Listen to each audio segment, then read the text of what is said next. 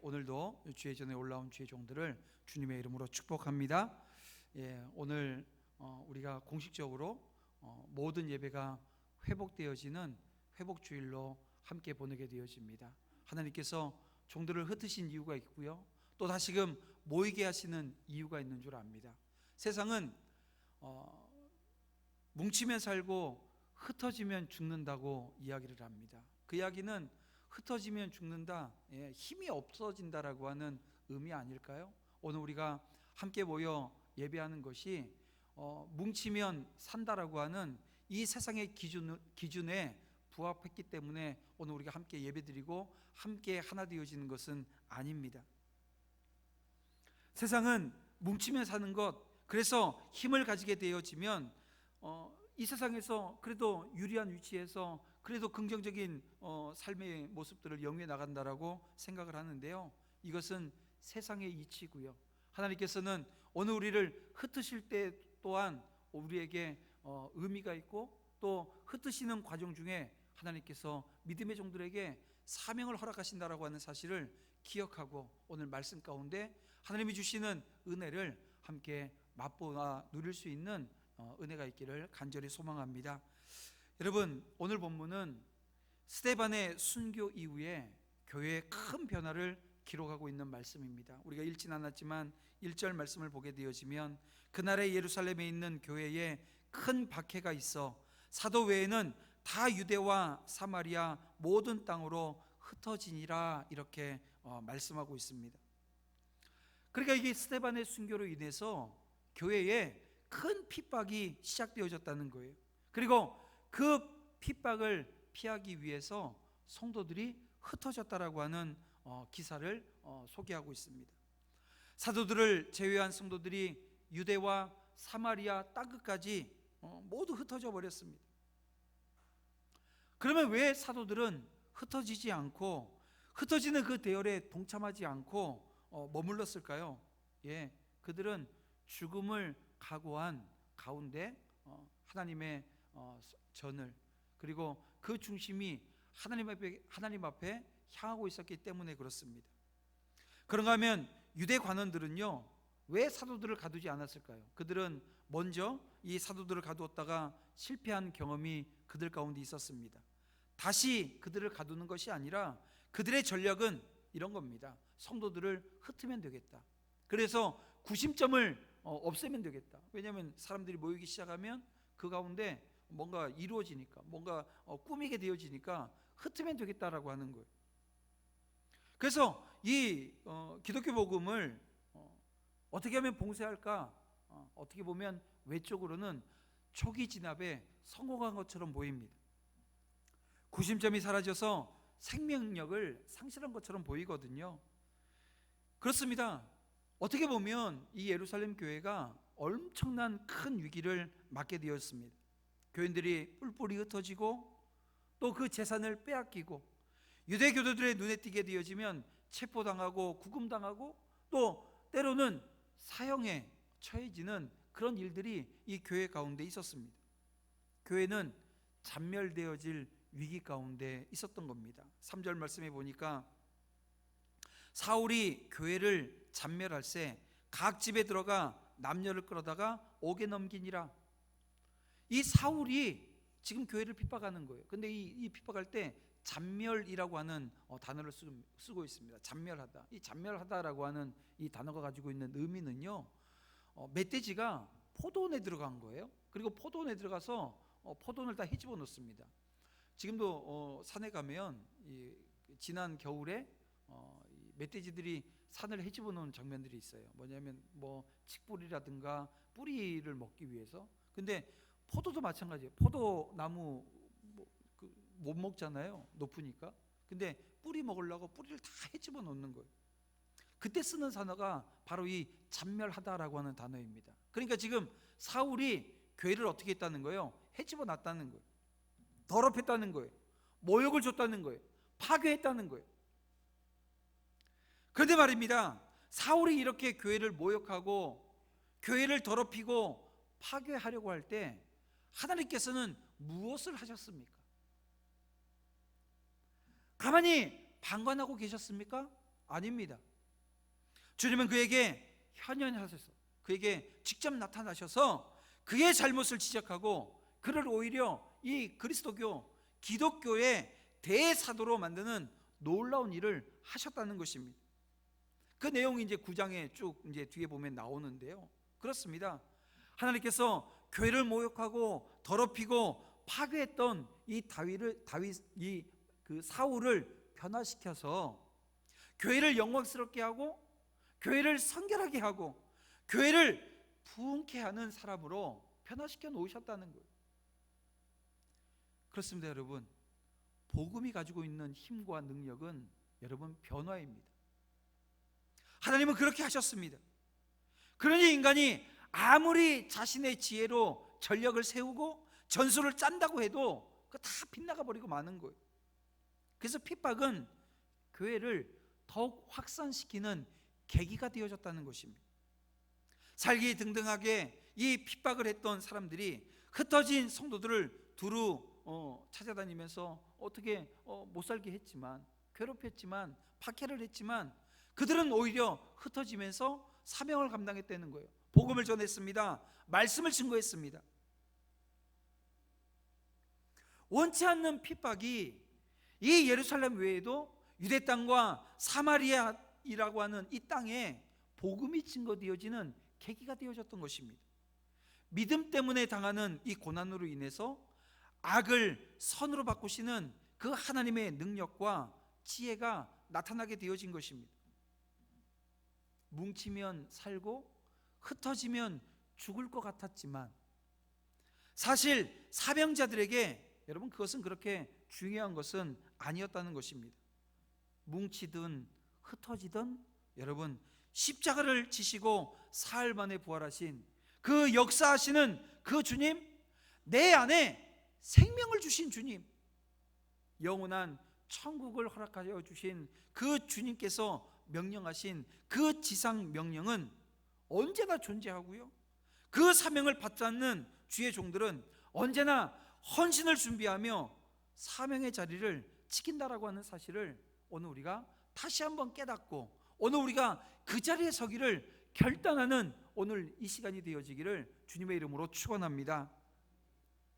그렇습니다. 정말 중요한 건 교회가 외부로부터 오는 그 핍박과 시련을 당할 때 낙심하지 않는 것입니다. 하나님은 결코 교회를 망하게 방치하는 분이 아니시기 때문에 그렇습니다. 어떤 수단을 써서라도 교회를 지키시는 분은 하나님이심을 여러분 믿으시길 바랍니다. 그런데 어떻게 하셨다고요? 흩으셨다는 거예요. 그 흩어짐을 통해서 오늘 우리에게 하나님께서 주시는 메시지가 있는 겁니다. 여러분, 교회는 하나님의 백성들, 다시 말하면 예수 그리스도를 영접하고 예수 그리스도가 나를 위해서 십자가에 죽으신 그 놀라운 은혜와 또 부활하신 그 주님을 믿기 때문에 오늘 우리 안에 성령의 전이 되어져서 오늘 우리가 예배할 수 있는 겁니다. 여러분, 구약 성경에도 이 하나님의 임재의 상징은 언제나 성막이나 성전이었습니다. 하나님께서 임재하시겠다라고 하는 거예요. 그곳이 어디입니까? 성전이고 성막이었다는 거예요. 지금 우리 신약교회에서 이 신약시대에 저와 여러분 한 사람 한 사람이 성령의 전입니다. 하나님이 임재하시기 때문에 그래요. 그런데 구약에서도 하나님이 이 그 성전에서 떠나시면 어떻게 됐습니까? 이스라엘 백성들이요, 아무리 뭐 경제적으로 흥왕하고 뭐 모든 것이 잘 되어지는 것 같아도 그것은 꼬꾸라지는 하나의 과정이었다는 거예요. 왜요? 하나님이 함께 하시지 않았기 때문입니다. 마찬가지로 지금의 오늘 우리의 교회도 마찬가지입니다. 하나님께서 함께 하실 때 교회지 이 건물 공간적인 개념의 교회는 아닌 것입니다. 오늘 저와 여러분이 하나님 말씀대로 오늘 우리 이 사도들처럼 이 초대교회 성도들처럼 오늘 흩어지나 모이나 오늘 우리 안에 계신 예수 그리스도, 나에게 생명 주신 그 주님으로 말미암아 예배하고 헌신하며 주의 영광을 올려드리는 그 자리에 서서 마지막 때에 사명의 자리에 서게 되어지면 여러분 되는 거예요. 그래서 오늘 우리가 성경에 이렇게 흩어지게 되어지는 과정을 통해서 하나님은 더 큰 놀라운 역사를 허락하셨다라고 하는 것 기억해야 될 것입니다. 교회는 외부의 핍박으로 인해서 절대 여러분 잔멸되어지지 않습니다. 스스로 하나님의 진리를 떠나고 사명을 잃어버리고 세속화되어지면 쇠약해지는 거예요. 건물은 멀쩡한데 저쪽 한쪽이 막 허물어지고 있는 거예요. 사명이 없어요. 영혼 바라봄이 없어요. 생명을 구하라고 하는 그 사명 주셨음에도 불구하고 그 사명의 자리에 서 있지 않게 되어지면 여러분 건물은 멀쩡하고 모이는 숫자는 많은데 여러분 그 가운데는 생명이 없는 것입니다. 오늘 우리 도남제일교회는 외부로부터 오는 공격으로 절대 넘어지지 않을 겁니다. 오늘 우리 안에 사명 잃어버릴 때 넘어질 겁니다. 그러니까 우리가 어떻게 하면 넘어지는지, 어떤 과정이면 넘어지는지 알기에 그 넘어지지 않기 위해서 저와 여러분은 말씀 붙들고 사명의 자리에서 어떻게 하면 하나님께서 우리에게 주신 그 마지막 때 우리가 해야 될 역할들, 이것들을 하나하나 체계적으로 또 계획적으로 하나님 말씀 근거에서 이루어 나갈 것인가, 거기에 매진해 나가면 되는 거예요. 오늘 우리 안에 스스로 분쟁하게 되어지면 무너질 겁니다. 세속화되어지는 것을 알고 경계하고 두려운 마음으로 다시 점검하는, 그래서 그 점검하는 과정 속에서 믿음의 종들이 복음으로 하나, 말씀으로 하나 되어지는 거예요. 기도의 자리에서 능력받고 하나 되어지는 것입니다. 이 과정을 만들어내지 않으면 여기저기서 나 상처받았다고 찢겨진 마음 때문에 내가 이 공동체의 일원이 되지 못하겠다라고 하는 아우성이 여기저기서 울려 퍼지게 되어질 것입니다. 여러분, 그렇게 오늘 우리는 어떤 과정인지라고 하는 것을 알고 오늘 우리 교회가 가야 될 정체성, 오늘 교회가 가야 될 이 사명, 이런 것들을 다시 점검하는 그런 은혜의 시간들이 이 기간이 되어져야 된다는 것입니다. 오늘도 이 앞에 8권의 성경 필사 책이 주어졌습니다. 작년에도 했고요, 올해도 했고요, 내년에도 하게 될 겁니다. 근데 계속해서 이 성경 필사하시겠다고 헌신하는 분들이 많아졌으면 좋겠습니다. 못하겠다고 하는 사람보다 할 수 있다고 하는 분, 제가 작년에는 그런 기억이 나요. 성경 필사를 하는데 눈이 어두워서 쓰지를 못하세요. 그래서 옆에서 읽어주면, 글을 못 보고 글을 보고 쓰는 게 아니라 옆에서 자녀들이 읽어주면 그 읽어주는 것으로 한 장을 썼다라고 하는 그런 말씀도 제가 들었거든요. 어떻게든 오늘 우리가 숨쉬는 동안 하나님 말씀대로 살겠다라고, 이게 지금 성경 쓰고요, 이게 하나하나 이게 매년 한 권씩 쓰여질 때마다 야, 우리는 이런 것들을 가지고 있어, 절대 자랑하지 않을 겁니다. 여러분, 이거 자랑하는 순간 교회는 어떻게 된다고요? 또 한쪽이 허물어지기 시작하는 거예요. 왜냐하면 이거 쓰는 이유는 사명 회복하기 위해서예요. 말씀 회복하기 위해서예요. 말씀 회복해서 오늘 우리의 삶이 변화되어지고 하나님은 사람을 변화해서 그 변화되어진 사람을 사용하십니다. 상황을 변화시켜서 그 상황 가운데 일하게 하신다는 거예요. 그러기 위해서 오늘 우리가 말씀 앞에 서는 것이거든요. 이것이 자랑이 되어지고 내가 몇 장을 썼어, 얼마를 썼어, 이것이 자랑이 되어지는 것이 아니라 이 말씀대로 내가 얼마나 살아냈어, 내가 말씀대로 얼마나 내가 변화되어졌어, 이것이 자랑이 되어지는 우리 도남제일교회라고 하는 이 공동체가 되어지기를 주님의 이름으로 축복함을 드립니다. 여러분, 4절 말씀을 보게 되어지면 스데반의 순교와 또 유대교의 핍박으로 인해서 온 땅에 흩어진 성도들이 두루 다니며 복음을 전했다라고 하는 이 증언의 말씀이 기록되어져 있는데요, 그렇습니다. 교회에 대한 세상의 핍박은 도리어 교회가 성장하고 부흥하는 동인이 되어졌다는 거예요. 예루살렘 교회에 대한 핍박으로 인해서 흩어진 성도들이 큰 유익을 이제 경험하게 되어지는데요, 이런 경험들입니다. 그 첫 번째 유익이 바로 복음이 전 세계로 확산되어지는 계기가 되어졌다는 것입니다. 흩어진 성도들이 각자의 자리에서 복음을 전했습니다. 흩어진 성도들은 헬라어를 쓰는 헬라파 성도들이 많았어요. 이들은 사마리아뿐만이 아니라 이방 세계인 안디오게까지 이르러 복음을 전했습니다. 그리고 그 역사로 말미암아 이방 땅인 이 안디옥에 처음으로 이방인 교회가 세워졌어요.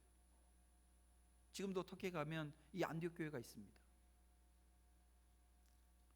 그러고 하면 이 이방 교회는 물질적으로 궁핍했던 예루살렘 교회를 돕는 일을 했어요. 여러분, 핍박이 주는 유익이 놀라운 것입니다. 교회는 하나의 교회입니다. 교회가 도남지역교회도 있고 옆에도 교회 있고 저기도 교회 있고 우리 성북구에만 300개가 넘는 교회가 있는데요, 그 300개 교회가 다 제각각이 아니라 이 교회는 하나입니다. 할렐루야. 형제 교회들입니다. 서로 경쟁하고 있는 것이 아닙니다. 서로 어떻게 하면 하나님의 복음을 증거하기 위해서 이 복음에 매진하는 거예요. 어느 교회 몇 명이 모이고 어느 교회 몇 명이 모이고, 그래서 교세를 자랑하고, 이거는요 뭐 하고 있는 거예요? 망하는 길로 가고 있는 겁니다.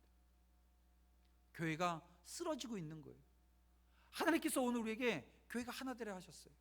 이번에 저희들이 아주 미약하지만 우리 그 부활절 전에 고난주간에 한 끼 금식 운동을 했습니다.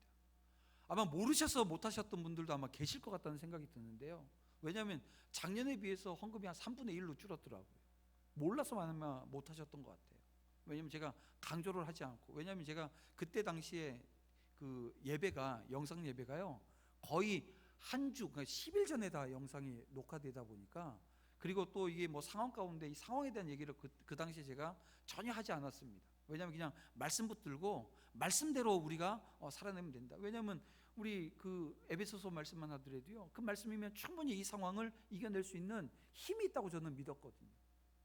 근데 어쨌든 그렇게 헌금되어진 것들이 월세를 내지 못하는 교회들, 지금 연약한 약한 교회들은 월세 내지 못하는 교회들이 있다고 해요. 그래서 그 교회에 헌금했습니다. 그 교회들을 위해서 쓰여지게끔. 근데 좀 안타까운 건 좀 많은 금액을 했으면 좋았겠다 이런 생각을 했는데요, 좀 그래도 약한 금액이지만 그래도 동참하는데 의미를 두고요. 또 우리가 해야 되는 사역이 이런 겁니다. 형제교회를 돕는 것. 생각해 보세요. 예루살렘 교회는 모교회입니다. 안디옥 교회는요 이제 막 태동되어진 그 교회가 자기의 모교회, 그 모교회가 어려워졌을 때 어떻게 해요? 함께 했다는 거예요. 복음만 확산되어진 것이 아니라 그 복음이 확산되어지는 곳에 형제가 싹 텄다는 것입니다. 이게 얼마나 큰 유익입니까? 또 하나의 유익은 박해가 교회를 더욱더 교회답게 했다는 거예요. 여러분, 어떤 교회가 교회다운 교회일까요? 어떤 교회가 정말 제대로 된 교회일까요? 우리가 많은 성도들이 교회를 놓고 건강한 교회를 찾습니다. 그러면서 건강한 교회를 찾으면서 누굴 쳐다봐요? 목사를 쳐다봐요. 저 목사가 건강한 생각을 가지고 있는가, 건강한 마음과 목회적인 방향을 가지고 있는가, 이걸 쳐다봅니다. 그런데요, 제가 그렇게 쳐다보시는 분들한테 죄송하지만 실패하실 겁니다. 저를 바라보게 되면 100% 제가 장담하는데 실패하실 겁니다. 왜냐하면 저도 연약한 인간이고요, 죄성을 가지고 있는 인간입니다. 여전히 이기적이고 여전히 자기밖에 모르는 그런 모습이 저 안에도 존재합니다. 내 생각이 옳다고 생각하고 내 판단이 옳다고 여기며 그것을 주장하는 모습을 여러분들이 자주 보면 안 되겠죠? 가끔은 보게 될 거예요. 그때마다 실망하지 마세요. 기도해 주세요. 그러지 말라고. 근데 이 교회다운 교회, 이 교회는요 절대 사람 보지 않습니다. 누굴 볼까요? 주님을 바라보는 거예요. 여러분, 이 당시 그 고난 속에서, 핍박 속에서 흩어진 이 주의 종들이 뭐 했겠어요? 누굴 바라봤겠어요? 주님 바라봤을 거예요.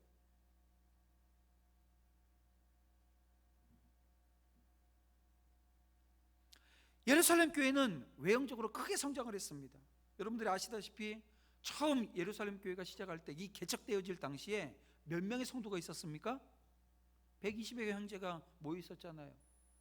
작은 인원이에요? 큰 인원이에요. 근데 이게 작은 인원입니다. 왜냐하면 그리고 나서 베드로가 설교 한 번 했는데 몇 명이요? 3,000명이 회개하고 돌아왔습니다. 놀라지도 않죠, 우리 성도들은 3,000명이라고 하는데. 두 번째 베드로가 설교했는데 몇 명이요? 5,000명이 회개하고 돌아왔습니다. 아니, 예배 3번 드렸는데요, 예배 3번 드렸는데 이게 몇 명이 된 거예요? 8,120명. 우리 도남제일교회는 수영도 못해요. 하루 종일 예배드려도 예배드릴 수도 없습니다. 8,000명이 넘어가면. 그 뭐 하자고 얘기하겠어요? 교회 짓자 할 텐데 하나님은 그때 교회를 지으신 게 아니라 성도들을 흩으셨어요. 절대 안 흩어질 것 같거든요. 왜냐하면 뭉치면 산다는 생각이 있었던 것 같아요. 그때도. 그래서 강압적으로 흩으신 거예요. 고난을 통해서.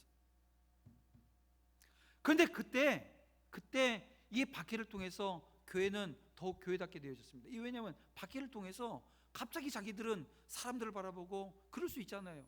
많이 모이게 되어졌으니까 이게 힘이 생겼다고. 왜냐하면 이게 8,000명으로 끝난 게 아니라 수만 명이었을 겁니다. 교회 인원이, 하나님을 믿는 자들이. 근데 그걸 하나님께서 흩으실 때 뭐예요? 오직 교회의 머리 대신 주 예수만 의지하게끔 이 과정을 통해서 만드셨다는 거예요. 그래서 교회는 교회답게 성장해 나갔던 것입니다. 또 하나, 성도들이 고난을 통해서 그리스도의 고난을 이해할 수 있게 되어졌다는 것입니다. 그동안 말로만 전해 들었던 그리스도의 고난과 죽음을 교회가 직접 경험하게 되어졌던 거예요. 그래서 그리스도의 고난을 깊이 이해하게 되었고요, 그래서 그 고난에 동참하는 성도들이 되었던 것입니다. 여러분, 그리스도의 고난을 모르고 그 고난에 동참하지 않는 교회는 아직 미숙한 교회라고 할 수밖에 없는 것입니다. 오늘 도남제일교회가 그리스도의 고난에 동참하는 교회 되어지길 원합니다. 그리고 그 고난을 이해하고 그 고난을 이해하는 가운데 사역의 현장에서 정말 예수 그리스도가 어떻게 오늘 우리 교회를 사랑하셨는가, 오늘 우리를 어느 자리에서 어떻게 그 사랑하시기 위해서 자신의 몸을 내어주셨는가 라고 하는 것을 순간순간, 매 순간 예배하는 순간마다 다시 한번 되새기며 그 감격과 감사가 회복되어지는 은혜 가운데 신앙생활에 나가는 그런 공동체 되어지기를 주님의 이름으로 축복합니다. 마지막으로 하나님의 뜻을 이루는 교회가 되었다는 거예요. 하나님의 뜻을 이루는 교회가. 여러분, 오늘 본문 말씀을 보게 되어지면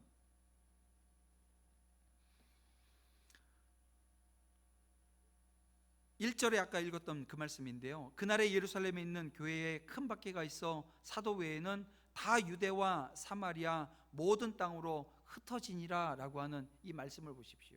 유대와 사마리아 땅으로 흩어지니라. 기억나는 말씀 없으세요? 사도행전 1장 8절 말씀이 오버랩되어지지 않습니까? 성령이 너에게 임하시면 너희가 권능을 받고 예루살렘과 온 유대와 사마리아와 땅끝까지 이르러 내 증인이 되리라 라고 말씀하셨던 그 말씀이 오버랩 되어진다는 거예요.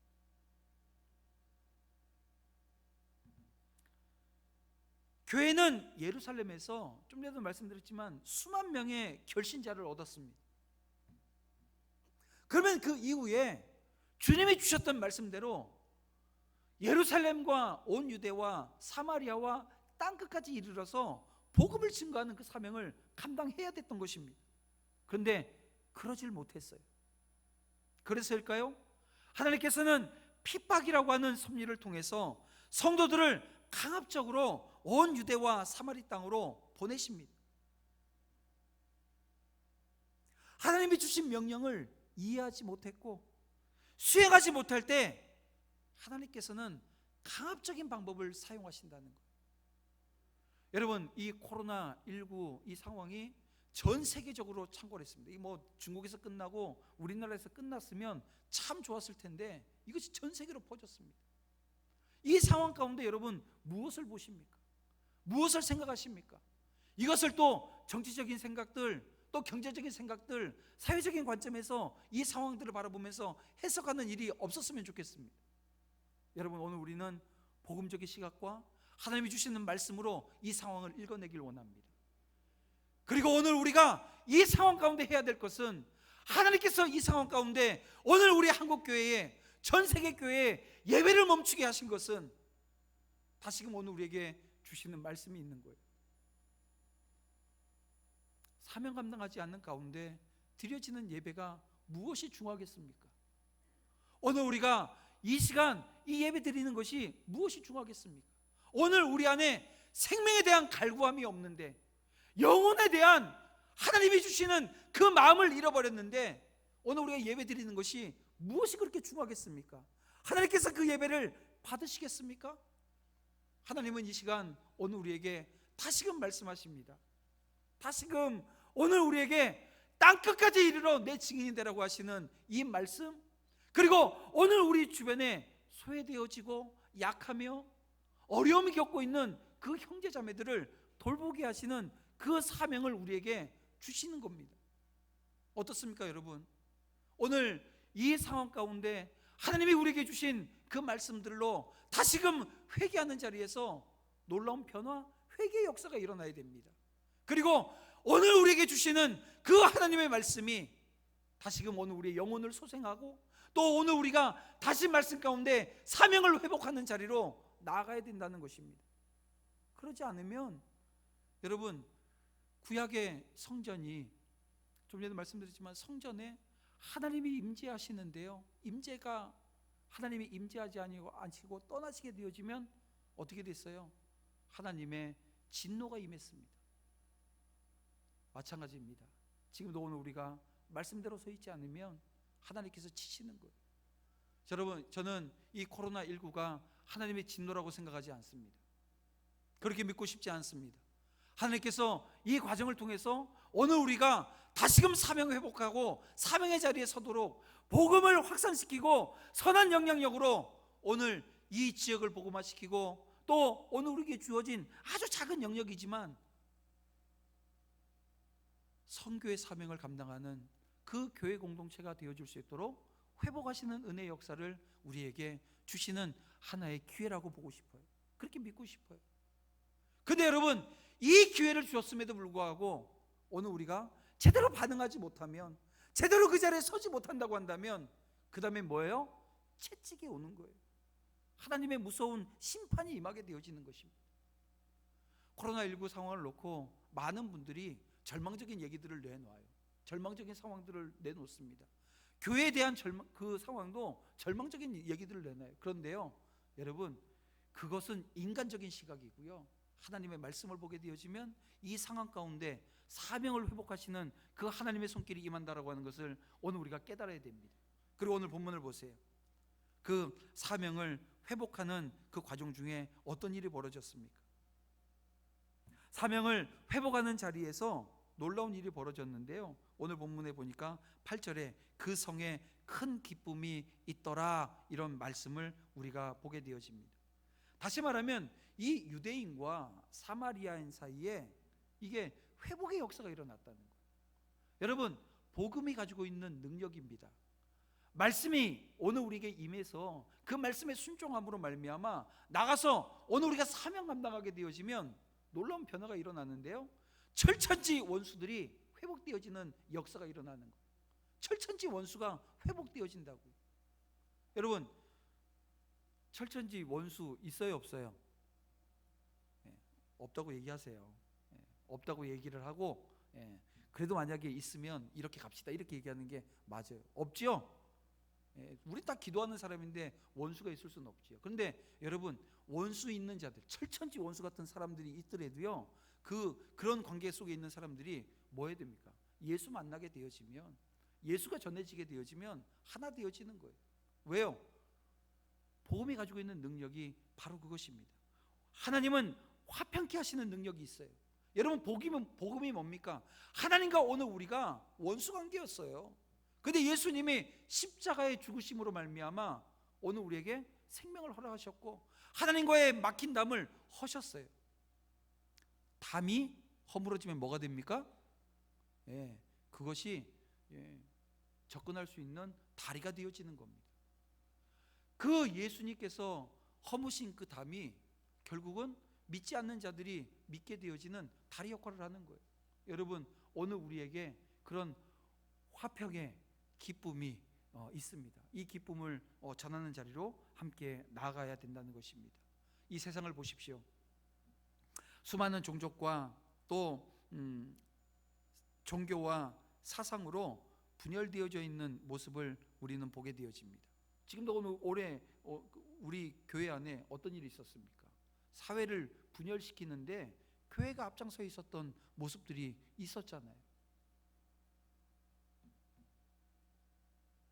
무엇으로 통합할 수 있겠습니까? 인간의 노력으로요? 아니요, 불가능합니다. 한계가 있습니다. 안 됩니다. 그러나 복음은 하나님과 원수되었던 인류를 하나님과 하나 되게 만들었고, 서로 적대적이고 이기적인 사람들을 사랑하게 만들었습니다. 오늘 본문이 그 증거입니다. 사마리아 사람과 이 헬라파 유대인들이 하나 되어진 것, 그 안에 기쁨이 있었던 겁니다. 여러분, 복음으로 인해서 전인적인 회복이 일어나게 되어지는 겁니다.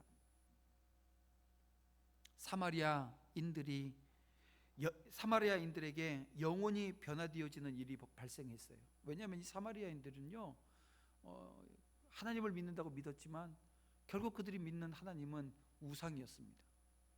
아이러니하죠? 자기들이 하나님이었어요. 여호와 하나님이 아니었습니다.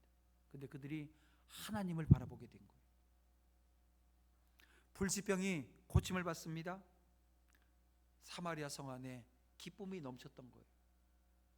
큰 핍박이 큰 기쁨으로 변화되어진 것입니다. 여러분, 이것이 복음 전도의 참 결과입니다. 복음 전도는 이 소식을 들은 자들은 하늘에서 주시는 그 기쁨으로 충만하게 되어집니다.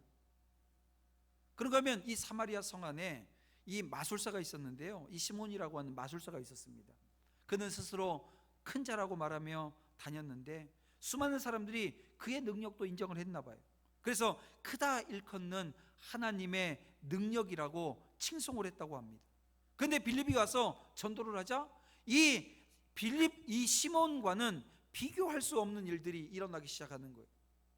수많은 사람들이 예수를 믿고 세례를 받았는데요, 그 중에는 마술사 시몬도 있었다는 겁니다.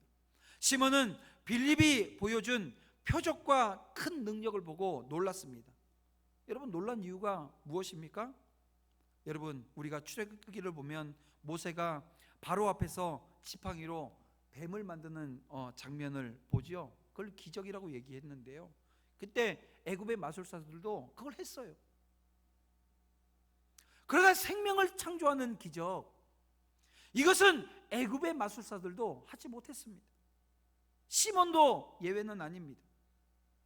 그가 병도 고쳤고 눈에 보이는 거 다 할 수 있어요. 근데 생명을 살리는 건 하지 못했다는 거. 그가 고쳐준 건 그냥 감기, 열병, 이 가벼운 것들이었다는 것입니다. 귀신을 내어 쫓고 불치병인 중병을 낫게 하고 선천적인 이 장애를 고치는 이 일들은 그는 하지 못했다는 거예요. 이런 권능은 창조주이신 하나님만이 베풀 수 있는 일인 것입니다. 그렇습니다. 빌립을 통해서 하나님의 능력이 크게 나타났던 거예요.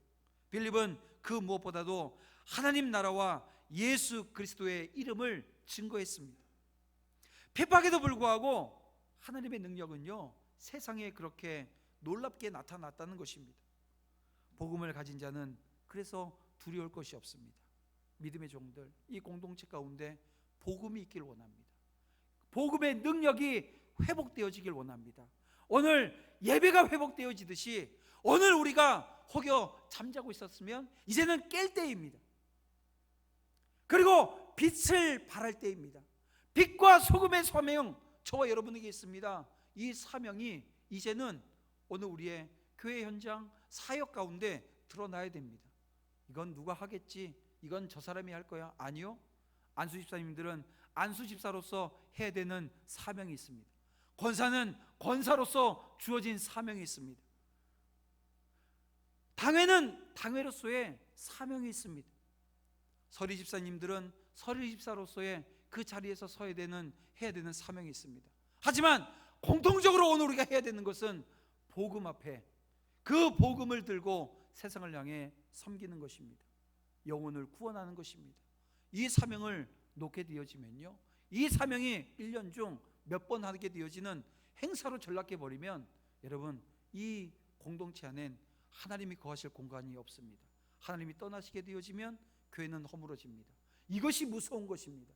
하나님이 함께 하시며 오늘 우리가 그 함께 하실 때 오게 되어지는 핍박은 능히 이겨내고 그 어려움들은 능히 소화해낼 수 있는, 왜냐하면 내 힘이 아니라 하나님이 해주시니까 가능하지만 하나님이 떠나버리시면 오늘 우리는 아무것도 아닌 존재가 되어집니다. 여러분, 이 사실을 기억하면서 정말 영적인 눈을 뜨고 이 어려움을 함께 이겨내는 그런 은혜의 시간들이 되어지길 원합니다. 주변을 돌아보길 원합니다. 함께 하길 원합니다. 오늘 우리 주변에 어려움을 당한 형제들에게 손을 먼저 내밀 수 있는 그런 공동체 되어지길 원합니다. 내가 힘들다고 더 힘든 분이 있음을 우리가 알아야 됩니다.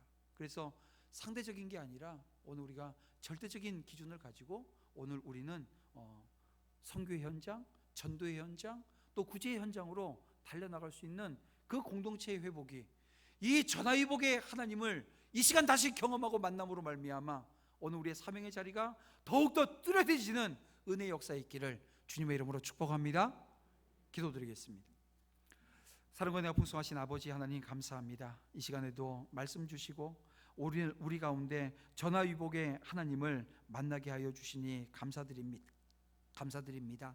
하나님, 그 전화위복의 하나님을 기대하게 되어집니다.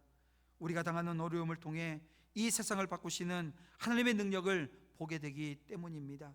이제 종들이 다시 모여서 사명을 회복해 하여 주시옵소서. 소망을 품고 세상을 향한 선한 영향력을 나타내게 하시고 복음을 전하는 종들이 되어줄 수 있도록 인도해 주시옵소서. 또한 이번 시련을 통해서 어려움 가운데 있는 성도들이 있습니다. 하나님, 위로하여 주시고 교회 공동체가 무엇을 해야 할 것인가 헤아릴 수 있는 지혜를 주시며, 그 지혜가 오늘 우리의 머리에 있다고 한다면 이제 가슴으로 손과 발과 팔을 통해서 전해지는 실제적인 섬김으로 돌보는 은혜를 허락해 주시옵소서. 함께 하실 그 주님을 바라보며 예수님의 이름으로 기도드립니다. 아멘.